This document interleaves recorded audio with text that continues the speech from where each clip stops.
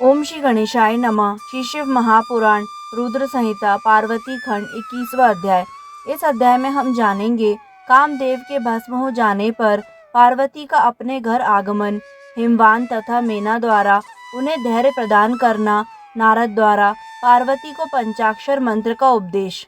नारद जी बोले, हे विदे, हे तात, हे महाप्राज्ञ, हे विष्णु शिष्य, हे त्रिलोक कर्ता, आपने महात्मा शंकर की यह विलक्षण कथा सुनाई। शिव के तृतीय नेत्र की अग्नि से कामदेव के भस्म हो जाने पर और पुनः उस अग्नि के समुद्र में प्रवेश कर जाने पर फिर क्या हुआ, तदंतर हिमालय पुत्री पार्वती देवी ने क्या किया और वे अपनी दोनों सखियों के साथ कहाँ गईं? हे दयानिधे, अब आप इसे बताइए। ब्रह्मा जी बोले, हे तात, हे महाप्राज्ञ, अब आप महान लीला करने वाले मेरे स्वामी चंद्रशेखर के चरित्र को आदर पूर्वक सुनिए। भगवान शंकर के नेत्र से उत्पन्न हुई अग्नि ने जब कामदेव को जला दिया, तब महान अद्भुत महाशब्द प्रकट हुआ, जिससे आकाश पूर्ण रूप से गूंज उठा। उस महान शब्द के साथ ही कामदेव को दग्ध हुआ देखकर भयभीत और व्याकुल हुई पार्वती अपनी दोनों सखियों के साथ अपने घर चली गईं। उस शब्द से परिवार सहित हिमवान भी बड़े आश्चर्य में पड़ गए और वहां गई हुई अपनी पुत्री का स्मरण करके उन्हें बड़ा क्लेश हुआ। इतने में ही पार्वती भी आ गईं। वे शंभू के विरह से रो रही थीं। अपनी पुत्री को अत्यंत विवल देखकर शैलराज हिमवान को बड़ा शोक हुआ और वे शीघ्र ही उनके पास पहुँचे।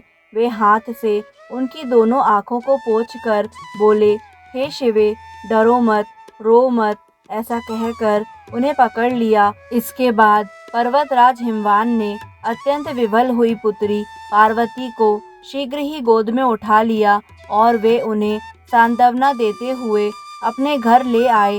कामदेव का दाह करके महादेव जी के अंतर्ध्यान हो जाने पर उनके विरह से पार्वती अत्यंत व्याकुल हो गईं और उन्हें कहीं भी शांति नहीं मिल रही थी।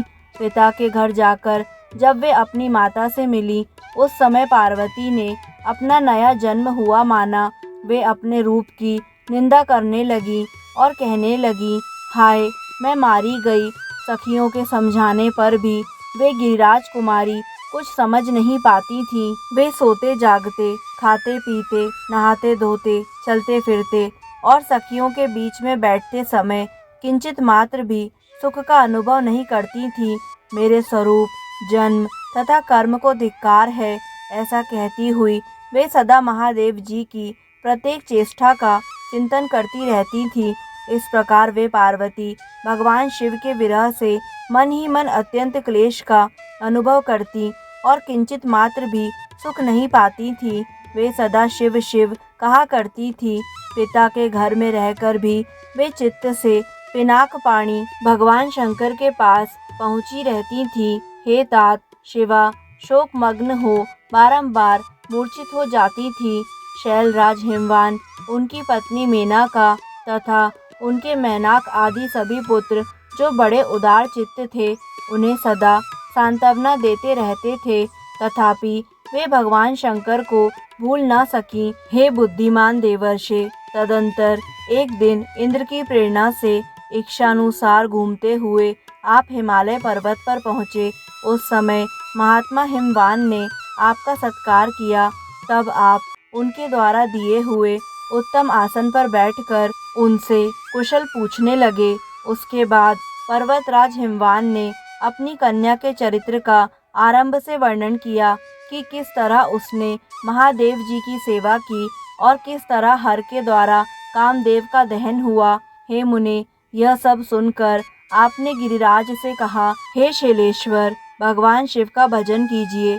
फिर उनसे विदा लेकर आप उठे और मन ही मन शिव का स्मरण कर शैलराज को छोड़कर शीघ्र ही एकांत में काली के पास आ गए। हे मुने, आप लोक उपकारी, ज्ञानी तथा शिव के प्रिय भक्त हैं, ज्ञानियों में श्रेष्ठ हैं। अतः काली के समीप जाकर उसे संबोधित करके उसी के हित में स्थित हो उससे आदर पूर्वक यह वचन कहने लगे।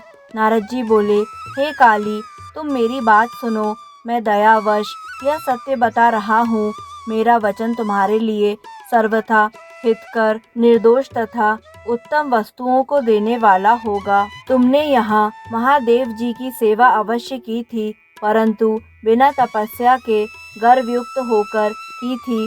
दीनों पर अनुग्रह करने वाले शिव ने तुम्हारे उसी गर्व को नष्ट किया है। हे शिवे, तुम्हारे स्वामी महेश्वर विरक्त और महायोगी हैं। उन भक्त वत्सल ने कामदेव को जलाकर तुम्हें सकुशल छोड़ दिया है, इसलिए तुम उत्तम तपस्या में निरत हो। चिरकाल तक महेश्वर की आराधना करो। तपस्या के द्वारा संस्कार युक्त हो जाने पर रुद्रदेव तुम्हें अपनी भार्या अवश्य बनाएंगे और तुम भी कभी उन कल्याणकारी शंभु का परित्याग नहीं करोगी। हे देवी, तुम हठ पूर्वक शिव जी के अतिरिक्त किसी दूसरे को पति रूप में स्वीकार नहीं करोगी।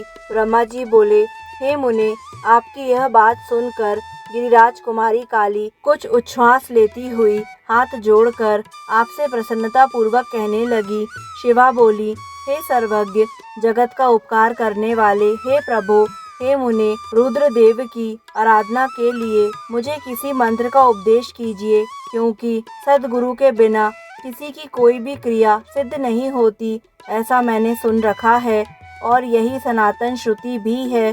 ब्रह्मा जी बोले, हे नारद, पार्वती का यह वचन सुनकर आप मुनि श्रेष्ठ ने पंचाक्षर मंत्र नमः शिवाय का उन्हें विधि पूर्वक उपदेश दिया और हे मुने, मंत्र राज में श्रद्धा उत्पन्न करने हेतु आपने उसका सबसे अधिक प्रभाव बताया। हे मुने, आपने उनसे यह वचन कहा। नारद जी बोले, हे देवी, इस मंत्र के अत्यंत अद्भुत प्रभाव को सुनो, जिसके सुनने मात्र से शंकर परम प्रसन्न हो जाते हैं। यह मंत्र राज सब मंत्रों का राजा, मनोवांछित फल प्रदान करने वाला, शंकर को बहुत ही प्रिय तथा साधकों को भोग और मोक्ष देने वाला है। हे सौभाग्यशालिनी, इसका विधि पूर्वक जप करने से तुम्हारे द्वारा आराधित हुए भगवान शिव अवश्य और शीघ्र ही तुम्हारी आंखों के सामने प्रकट हो जाएंगे। हे शिवे, नियमों में तत्पर रहकर उनके स्वरूप का चिंतन करती हुई तुम पंचाक्षर मंत्र का जप करो, इससे शिव शीघ्र ही संतुष्ट होंगे। हे साध्वी, इस प्रकार तुम तपस्या करो, क्योंकि तपस्या से महेश्वर वश में हो सकते हैं। तपस्या से ही सबको अनुकूल फल की प्राप्ति होती है, अन्यथा नहीं। ब्रह्मा जी बोले, हे नारद, काली से इस प्रकार कहकर भगवान शिव के प्रिय भक्त, इच्छा अनुसार विचरण करने वाले तथा देवताओं के हित में तत्पर रहने वाले आपने स्वर्गलोक को प्रस्थान किया। हे नारद, तब आपकी बात को सुनकर पार्वती बहुत प्रसन्न हुई, क्योंकि उन्हें परम उत्तम पंचाक्षर मंत्र राज की प्राप्ति हो गई थी। इस प्रकार श्री शिव महापुराण के अंतर्गत द्वितीय रुद्र संहिता के तृतीय पार्वती खंड में नारदोपदेश वर्णन नामक 21वां अध्याय पूर्ण हुआ। दोस्तों, आगे आने वाले सभी अध्यायों को निरंतर सुनने के लिए हमारी यूट्यूब चैनल आध्यात्मिक कथाएं को लाइक करें, सब्सक्राइब करें और बेल आइकन पर प्रेस करें। धन्यवाद।